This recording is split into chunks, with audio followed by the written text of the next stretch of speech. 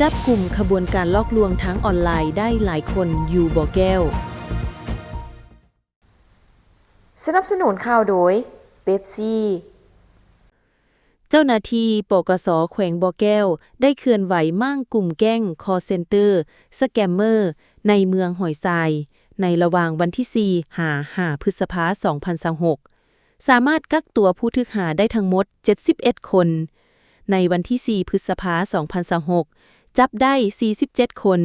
คนจีน36คนหญิง1คนคนเมียนมา11คนหญิง2คนวันที่5 พฤษภาคม 2026จับได้24คนคนจีน17คนหญิง1คนคนเมียนมา7คนหญิง4คนและอยู่เมืองต้นเพิง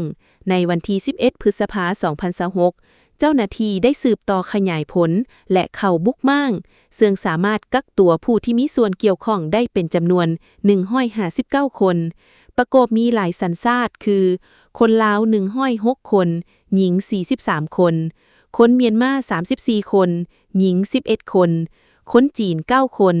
คนฟิลิปปินส์5คนหญิง4คนคนมาเลเซีย4คนคนอินโดนีเซีย1คนผ่านการปฏิบัติงานในครั้งนี้เจ้าหน้าที่สามารถกักตัวผู้ถูกหาได้ทั้งหมด230คนและสามารถยึดได้ของกลางคอมพิวเตอร์โทรศัพท์มือถือและซิมการ์ดจำนวนหลายรายละเอียดของการสืบสวนสอบสวนเพื่อซอกหาผู้ร่วมขบวนการและขั้นตอนการดำเนินคดีตามระเบียบกฎหมายแม้จะมีการแจ้งให้ทราบตื่มภายหลังการลงกวดล้างครั้งนี้แสดงให้เห็นว่ากลุ่มมิจฉาชีพยังคงมีการเคลื่อนไหวอย่างต่อเนื่องในรูปแบบการสร้างเครือข่ายสากลประชาชนควรมีสติระวังตัวต่อการซักซ้วนเฮ็ดเวียกที่ได้เงินง่าย